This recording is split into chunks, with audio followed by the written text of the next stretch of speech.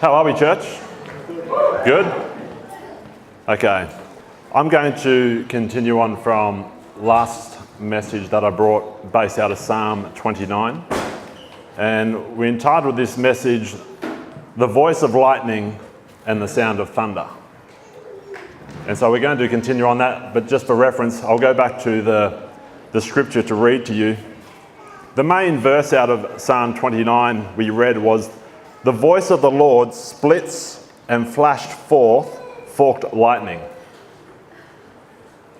I read it in the Passion Translation this morning, Psalm 29. So just bear with me 1 minute while I read this to you. Just gives another perspective. It's entitled, "The Glory God Thunders." And it says, "Proclaim his majesty, all you mighty champions, you sons of Almighty God." So who's he speaking to? You and me. When I say you, I mean me as well. "Give all the glory and strength back to him. Be in awe before his majesty. Be in awe before such power and might. Come and worship wonderful Yahweh, arrayed in all his splendor. Bow in worship as he appears in all his holy beauty. Give him the honor due his name. Worship him wearing the glory garments of your holy priestly calling. The voice of the Lord echoes through the skies and seas. The glory God reigns as he thunders in the clouds. So powerful his voice, so brilliant and bright. How majestic as he thunders over the great waters. His tympanic thunder topples the strongest of trees. His symphonic sound splinters the mighty forests. And now he moves Zion's mountains, moved by the might of his voice, shaking the snowy peaks with his ear-splitting sound. The lightning fire flashes, striking as he speaks. God reveals himself when he makes the fault lines quake, shaking deserts, speaking his voice. God's mighty voice makes the deer give birth. His thunderbolt voice lays the forest bare. In his temple all fall before him, with each one shouting, "Glory, glory, the God of glory." What a great psalm. The lightning fire flashes, striking as he speaks. This is what we touched on a little bit last time, and I'll continue on a little bit further with this today. What we made reference to last time, and to emphasize the point again, is that we have a loving and speaking God. A God who loves to speak to you, a God who loves to talk with you, a God who spoke creation into existence, a God who does everything based around that which he speaks. We serve not a mute God. That's right. Other gods that people worship are mute. Other gods are deaf. Other gods are blind. Other gods do not speak. Other gods do not move. And the scripture declares that those who worship them are just like them. What's that? Dead. Can't see, can't hear, can't speak, can't smell, can't touch, can't taste. But we serve the living God who loves to speak to us.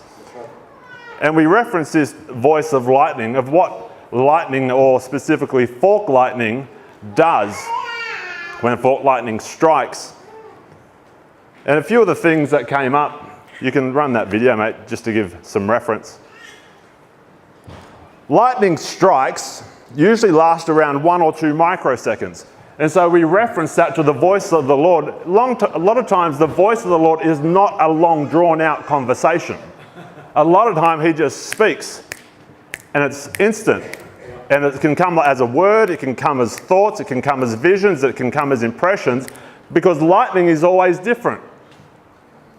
And so he speaks a lot of the times, and it doesn't last very long. Lightning produces light, especially in darkness.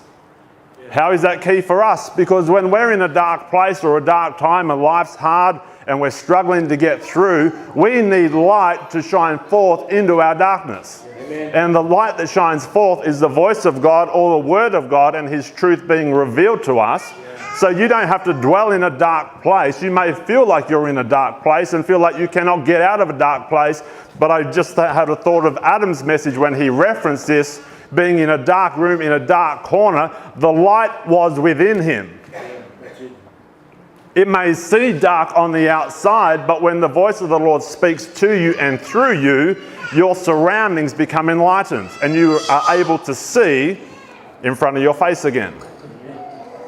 Lightning produces electricity or power of up to 1 billion volts. So we reference this. So when the Lord speaks to us and when the Holy Ghost comes on us, there should be an energy, there should be an excitement, there should be a power. Too many Christians just walk around like it's just the worst thing on earth and I'm just going to have to dwell in my misery because I don't know if God speaks to me and life's too hard. And I'm not mocking anyone by saying this because I've been there myself. Because you can get in a mode of defeat. But when the voice of the Lord hits you, it energizes you and strengthens you, and you are able to rise above that which you face. Amen. That's why you need to be able to hear His voice.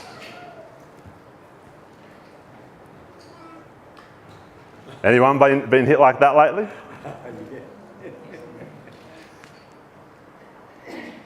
Direct lightning strikes are usually fatal, and the average temperature of lightning is around 20,000 degrees Celsius.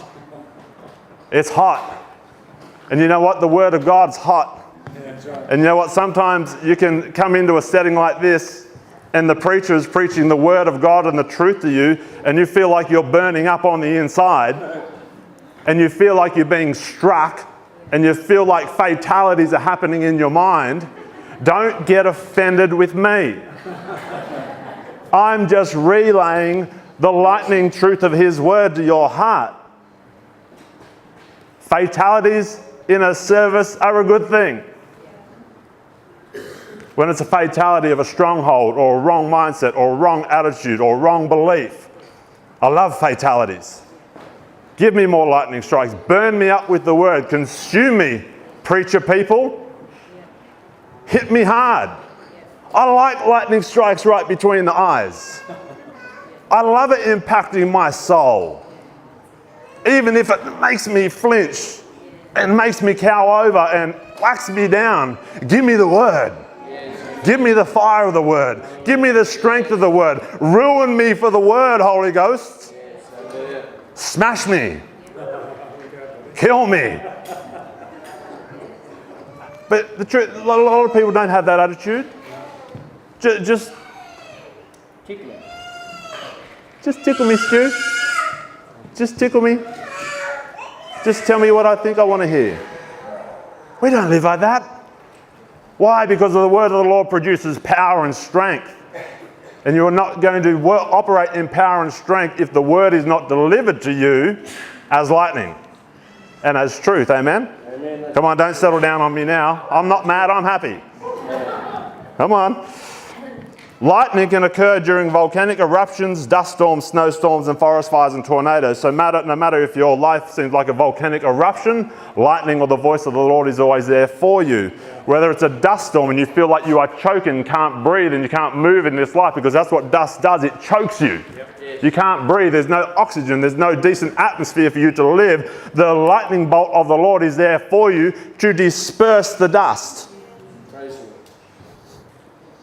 I don't like snowstorms. I don't like the cold. And I don't like it when things are cold, so I want the fire of the lightning strike in my life to heat me up and to warm me up. Forest fires and tornadoes. So we spoke about if you feel like your life is in a whirlwind going around and around and you have no control or direction, the lightning is active in the tornado to bring truth and direction to your life, so that then you can take authority over the storm that is happening within you and around you. But you need the voice. And you need the voice of truth. The voice of the God of truth. And then thunder is the sound caused by lightning. And we spoke about when the Lord speaks to us and we really get hit like some of those bolts you just saw there. Thunder always follows lightning. You cannot have thunder without lightning. Thunder in its essence is not a thing of itself. It is only produced after lightning has struck. And so when the voice of the Lord hits us, we should reverberate a sound of heaven in our life. But the sound you make is dependent on the level of the voice you hear. If you always hear his voice, you're always going to be creating a sound. But if you only hear his voice on a Sunday morning through a preacher, by Tuesday you could be worn out. So what sound are you going to produce? So we want to be hearing his voice every day. Every day. So in summary, when God speaks, results happen. Revelation comes, darkness is dispersed, power is produced, strongholds are broken, and sound is caused through the recipient of the voice. Sound is caused, or thunder is caused, through the recipient of the voice. Now, God's voice produces words, not just sound. His voice produces words. See, my voice can produce words like I'm doing now, or my voice can produce a and you have no idea what I'm thinking. And you have no idea what I'm saying, do you? But I'm creating a sound. But God's voice produces words. And you have to grasp the significant difference between words and just sound. We don't want to produce just sound. And God produces great and mighty words. Now, I thought about this during the week. This struck me. This is not, in a sense, new revelation to me personally, but this revelation changed my life. But the Lord just brought it back into remembrance again. When you look at the moon, so pretend we're in the dark space, in a dark room. This is obviously in Brazil with the Messiah looking up at the moon. But when you look at the moon, how does it stay there? How does it just float? How does it not fall? How did it get there? So put yourself and allow yourself to just let your mind run wild and be totally amazed by reflecting on a moon that you can see from this earth. Go to the earth picture, thanks mate. Or just think, how on earth did that get there? How does that spin? And where did all those stars come from? And where did the clouds come from? How did the land separate from the waters? Why is there ice on top and ice below? Why are there different climates? Why are there amazing stars that move and burn and shoot and disappear? And how does all this happen? And how did it all get there? And if you dwell on it long enough, you'll just be mind blown because you can't come up with a tangible answer. Physics will try to explain it to you. Scientists will try to tell you and give you some idea how this came to be.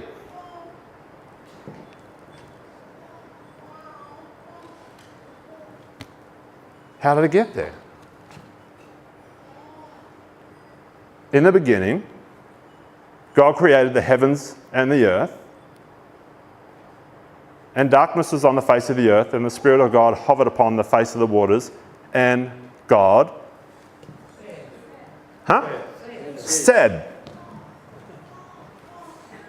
He said. The reason I'm pausing, because I want you to draw the connection between God's words and what you see. What you see there is a result of what he said. When you see the stars, the moons, the grass, the earth, animals, look at me. Everyone look at me, please. I know it's hard. Okay, look at the person next to you. You are here because God said. Yes, you came through your mother, produced by your father, but you came because God said, because he spoke. He said, let us make man in our image and after our likeness. God said, spoke words, and it became.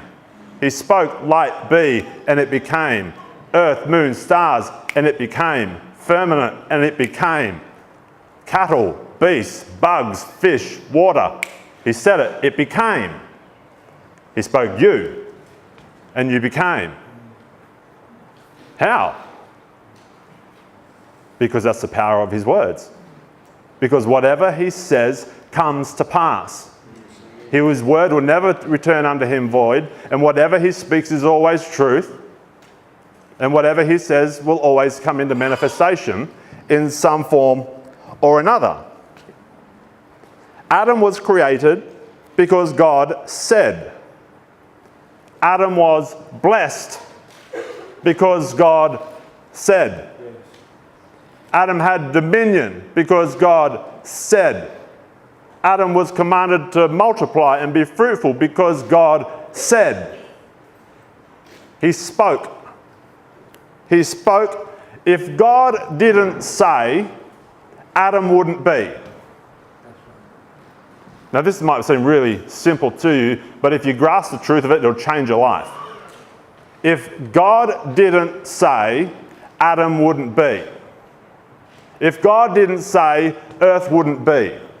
If God didn't say, you and I wouldn't be, and get this one, if God didn't say, Christ on the earth wouldn't be. Unless God had said and given words about a coming Messiah to redeem all mankind unto himself, Christ would not have come.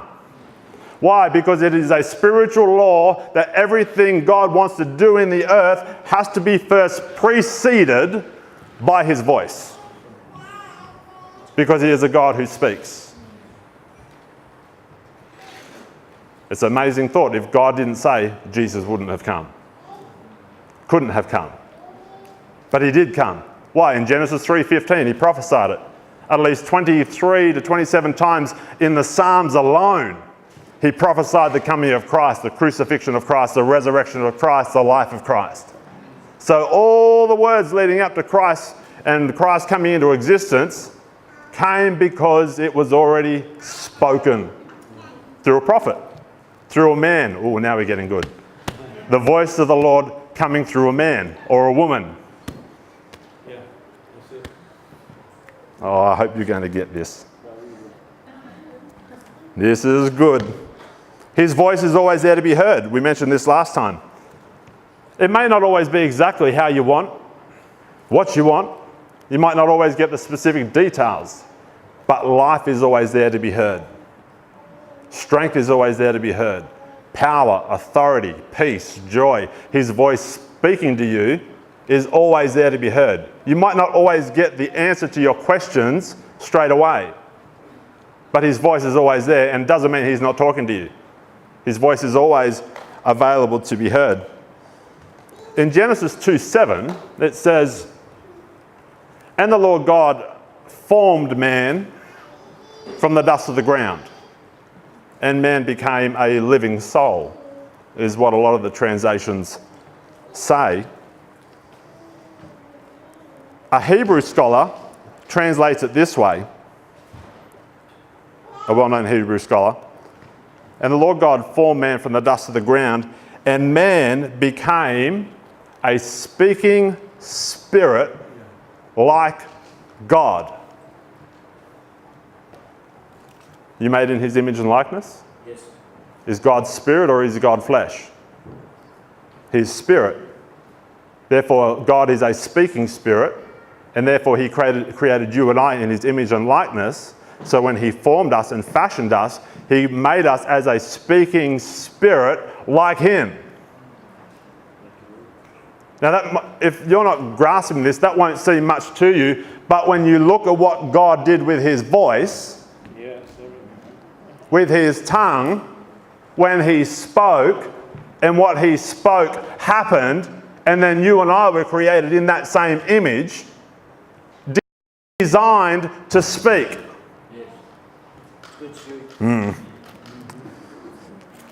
What's the major distinguishing difference when we read the creation encounter between mankind and the rest of the animal kingdom? Who can speak? The distinguishing difference between man and the animal kingdom is that the voice was given to the man and to the woman. That one serpent that came and spoke to Eve does not constitute a complete doctrine that animals could speak. Nor does the Lord using one donkey in the Old Testament to speak constitute that all animals could speak. Animals couldn't speak. Mankind was the one that could speak. Why? Because he was made in the image of God. So we're hitting on identity issues here again this morning. You are created in his image. Therefore, if God has the ability to create and to rule by the words of his mouth, and his words are as lightning, and you're his sons, so do you. If his voice, when he speaks, is as lightning, so is yours.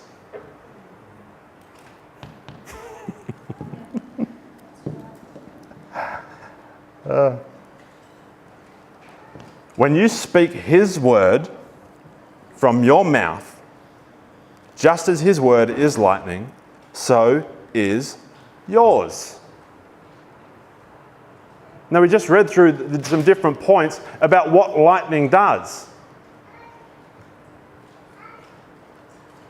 Becca came up with this statement last night when I was talking to her about this, and she put it in these terms. To be able to take dominion, we had to be given a voice. Did the lions take dominion? Did the elephants take dominion? Did the cattle take dominion? Did the birds take dominion? No. Why? Because they couldn't speak. How does God rule from his throne? Through his word. How does a king in the natural rule his throne? Through his words. Therefore, if we were never given a voice, we would never be able to take dominion.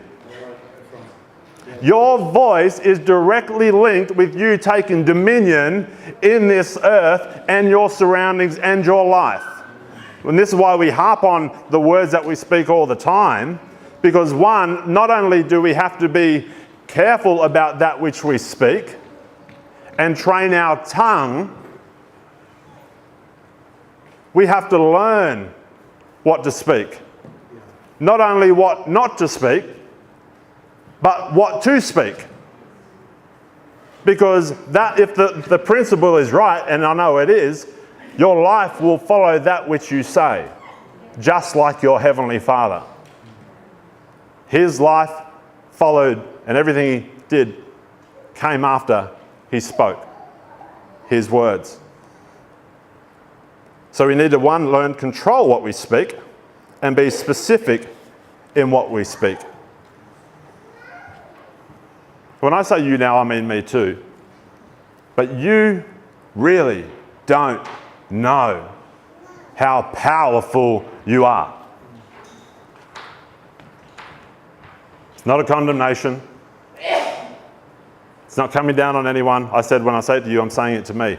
I don't know how truly powerful I am. I get a little bit of an idea. But when my Father spoke, things happened. When Jesus spoke, things happened. When I speak, things are meant to happen. When you speak, things are meant to happen.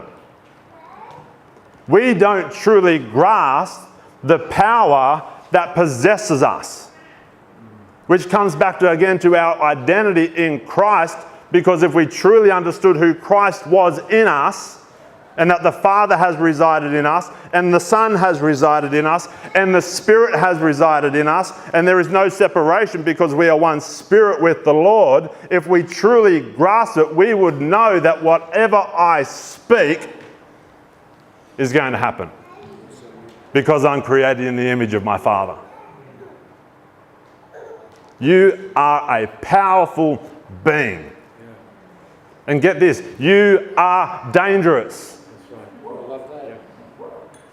Seriously, you are dangerous. This thing can be a danger to the realms of darkness. It can be a danger to the gates of hell. It can be a danger to darkness when it comes against you.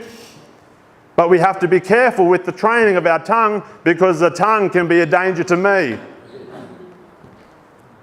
Anyone ever had foot and mouth disease before? Why? No one else did something to you. You said something and got yourself in trouble. Come on, husbands. You're lying, that's what you're doing. You are a powerful being. You are a dangerous being.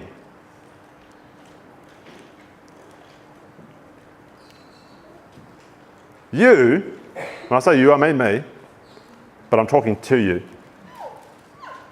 are God's voice in the earth. Listen. Can you hear that? Oh, you don't hear the Lord shouting from the heavens, "Be saved. My son died for you. Come unto me." Can you hear it? No. Because he's not shouting that from the heavens. Whose job is it? Oh, good. 3 hands. That's awesome. You are God's voice in the earth. You are his hands now in the earth. You are his feet in the earth. You are the one through your mouth to project the truth of Christ. And when you put his word in your mouth, it goes forth as lightning. Again, this is why I can preach to you and you're getting hit and you're struck. It's not me, it's the word that strikes. And when you speak that word into other people, especially non-believers, a lot of times, no wonder they run.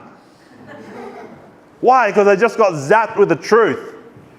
And light has exploded in darkness, and a lot of times they can't comprehend what's going on, so they tuck tail and run out of there because they've just been hit with the truth of his word.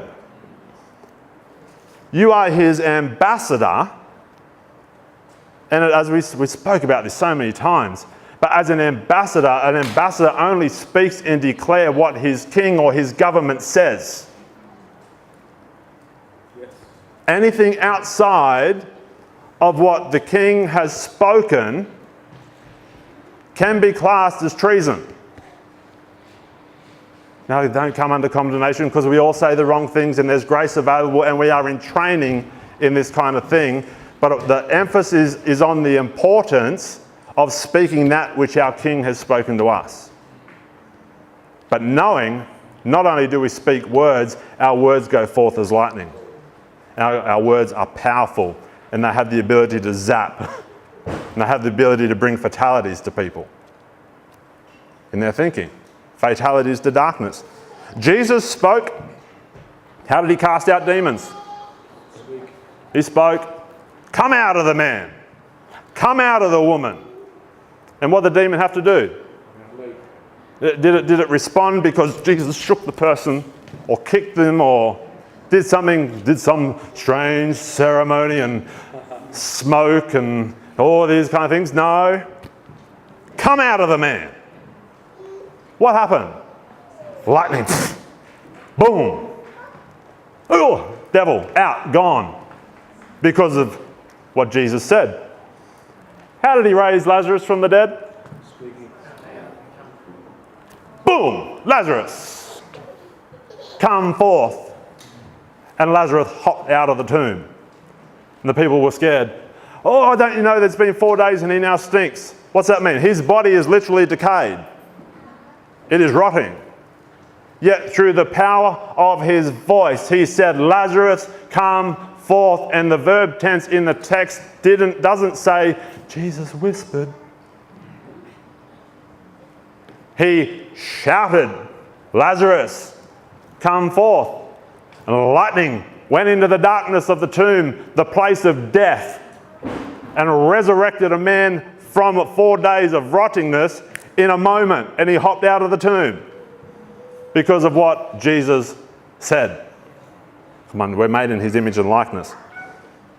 To the fig tree, and it withered and died. Matthew 21:21. This just gives some more weight to what I say. Matthew 21:21. And when the disciples saw it, this is after Jesus has, what did Jesus say to the fig tree? Let no fruit grow on you ever again. And then they left. Then it says, when the disciples saw it, they marveled, saying, how did the fig tree wither away so soon? So Jesus answered and said to them, assuredly I say to you, if you have faith and do not doubt, oh, I love this, you will not only do what was done to this fig tree. So he's just removed the barrier that says, oh, Jesus could do it because he was Jesus. Or Jesus could do it because he was God's son.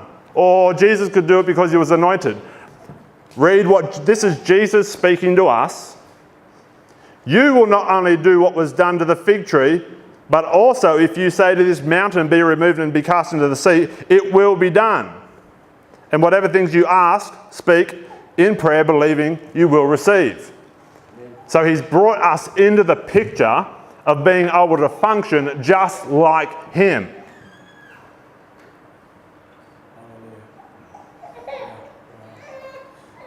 You getting it? Yes. Heavy? Jesus spoke to the fishermen to cast their nets on the other side of the boat for a draw. What happened? They nearly sunk their boat with the amount of fish that came into their nets. In Luke 7:6, this is when the centurion has a very sick servant unto death, and they come into Jesus to come and heal him. And the centurion meets Jesus and he says, I didn't feel it worthy for you to come to my house to heal my servant. But what's he say? Just say the word and my servant will be healed. And Jesus marveled. And Jesus said, not in all of Israel have I seen such great faith. So therefore, for us to operate in faith and for Jesus to actually be pleased with us in our faith, he is over the moon when you speak what he said in the face of what you can't see. That's my boy.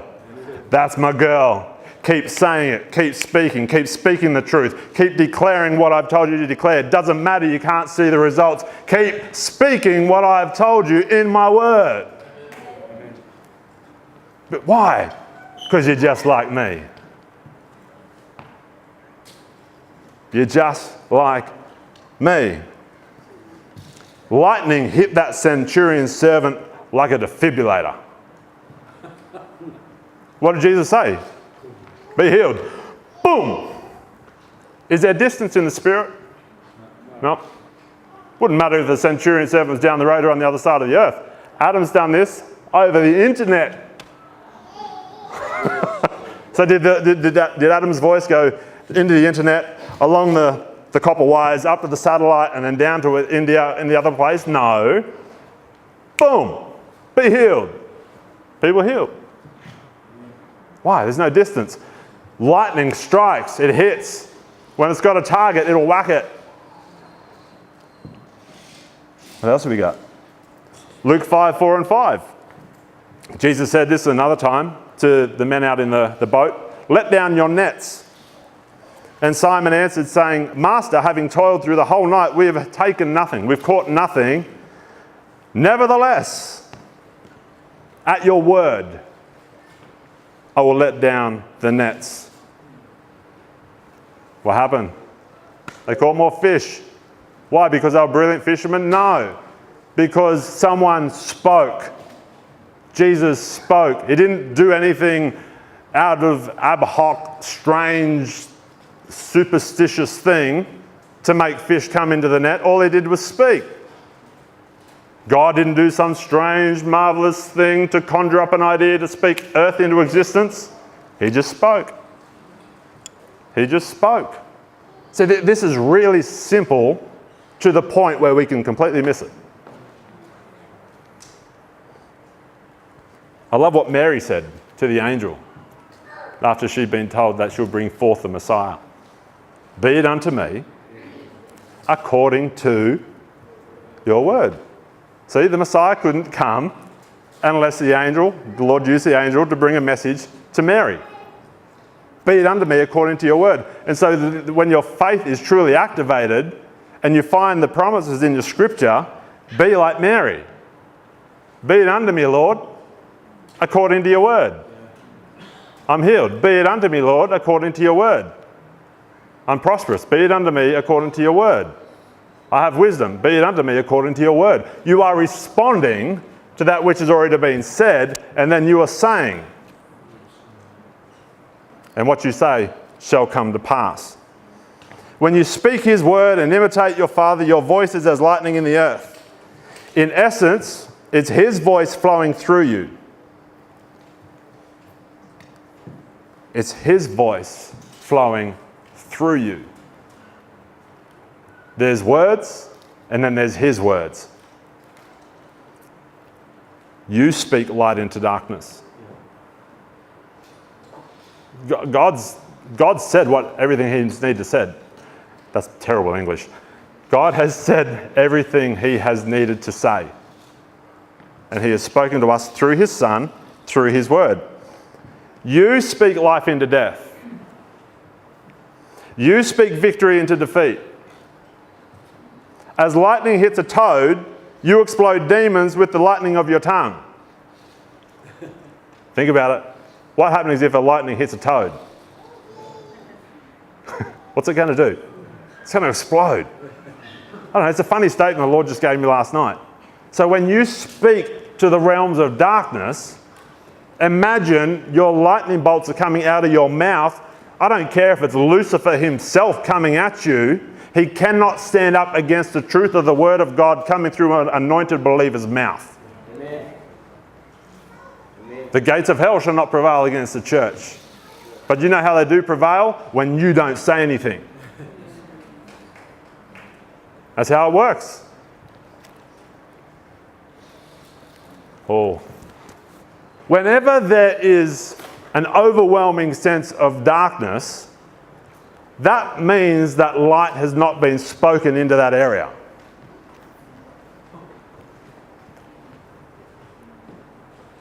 Wow. That's not in my notes.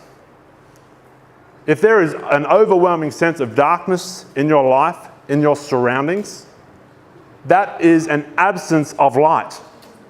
How does light come? Through his word, in my heart and out my mouth. If I am speaking all the time, lightning bolts, you don't have to be like the video and wait every 10 seconds to say something. If there is constant lightning going on and you're speaking constantly in your life, there is constant electricity and power coming through you to enlighten your darkness. Gee, that's good stuff. Thank you, Lord. Speak. Speak. You speak blessing into cursing. You speak abundance into lack. You speak strength into weakness. Let the weak say, I am strong. Let the poor say,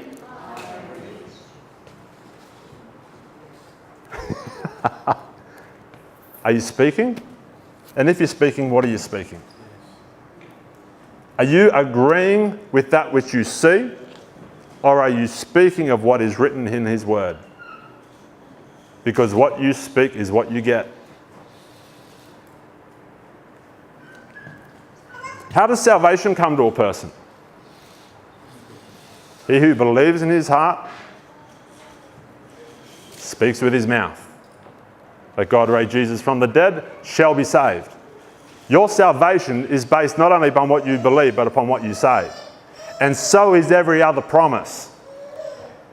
Every other promise in the Word is based upon what you not only believe, but upon what you speak. The righteousness of faith speaks.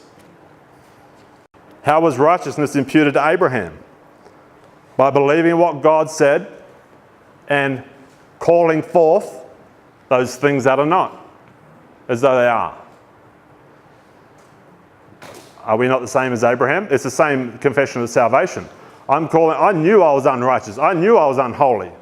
I knew I was a sinner. But I don't have to be that anymore. Why? Because I have called forth righteousness, and Christ has imputed his righteousness and his holiness unto me. How did it happen? Through belief in my heart and confession of my mouth. And that's it. No works, no struggle, no 3 days to this, no 10 days to do this under salvation. No, as soon as I declare with my mouth Jesus is Lord and that he is raised from the dead, I was saved. That was it. Where was the proof? There is no proof. The proof is my confession. The proof is what I believe. What are you believing for? Because what you want in your life, you can see where you are in your life by the demonstration of what comes out your mouth. Listen to yourself talk for a week and you will find where you are in your faith walk with God. Because if you are in the constant realm of faith, you will speak words of faith. If you are in the Word, you will constantly be speaking His Word. But if that is not your place at the moment, you are going to struggle in this life because faith is struggling. And unless the words of faith are coming out your mouth, you will stay where you are. But I don't want you to stay where you are. I want you to become overcoming, victorious, triumphant, and all the things that God has called you to be. But it happens through that which you speak, just like your Father. And this really emphasises Proverbs 18:1. Death and life are in the power of the tongue, and those who love it will eat its fruit. The New Living Translation says, the tongue can bring death or life. Those who love to talk will reap the consequences.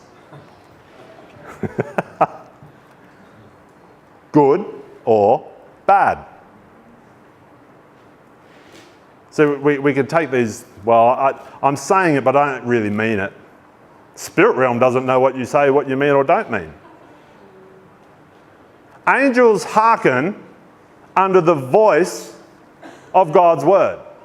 So when you declare lightning out your mouth and you declare the truth of His word, your angels that have been assigned to you go active at your voice. And so that's another realm that we could talk about at a different time, that angels are being sent to our disposal, ministering spirits under the heirs of salvation who hearken unto what we say. Why? Because I'm the voice of God in the earth. I'm not God. I am not God, but I am His child. And the Father and the Son has invested His authority and His power under His church. And let's finish with Papa Joe's favourite scripture, Mark 11.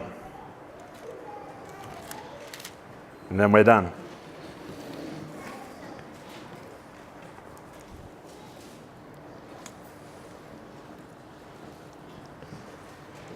So Jesus answered and said to them, have faith in God. For assuredly I say to you, whoever says to this mountain, be removed and be cast into the sea, and does not doubt in his heart, but believes those things which he says will be done, he will have whatever he says. See, that principle works in reverse as well. So if you use your confession as a negative context and believe that which you say, that will come into your life. So if you believe the negative that comes out your mouth long enough, and then wonder why that thing shows up in your life, it's because that's the outworking of your confession.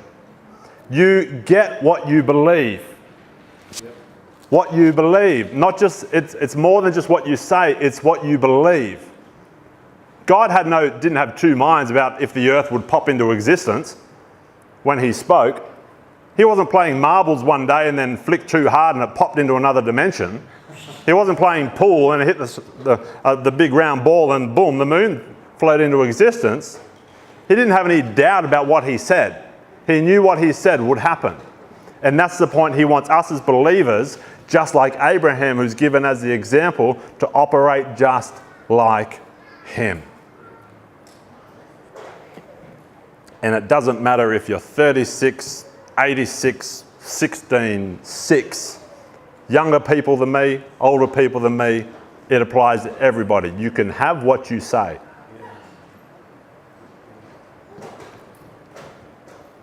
Therefore I say to you, whatever things you ask when you pray, believe that you receive them and you will have them. Amen. You've been created like God, to be like God, to walk in his image, to live in his likeness, to do as he did. Jesus said, the things that I shall do, you shall do, and greater things than these. And so many times, there are different ways Jesus operated, but a lot of the main times, the way he operated in his signs, wonders and miracles, is that everything that happened followed what he confessed. That's the life of a believer. By speaking forth that what you believe. And you will speak that which you consume yourself with. If you leave here today, leave here with this. You will speak what you consume yourself with. For out of the abundance of the heart, your mouth will speak. What are you consuming yourself with? What's constantly going in your eyes, what's constantly going in your ears, will constantly come out your mouth. So be careful what you watch, be careful what you listen to, but make a conscious choice to put good things before your eyes. Put good things in your ears. Put good seed in your heart. Constant word, constant worship, constant word, constant worship. Put away the distractions of life that produce nothing but weeds. Because everything you watch and everything you listen to is a seed. It's either going to produce fruit or it's going to produce weeds. And whatever it produces will come out your mouth and you'll get an overflow of that which you have sown. Change your words, you change your life. That's it. Change your words, you change your life. Why? Because you've just stepped into the mold of your Father.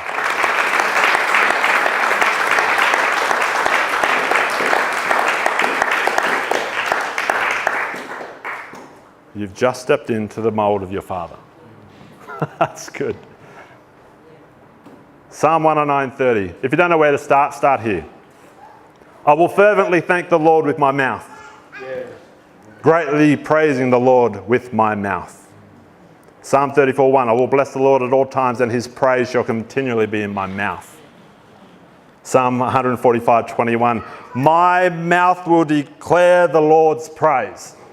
So if you don't know where to start to change your confession, start with praising his name.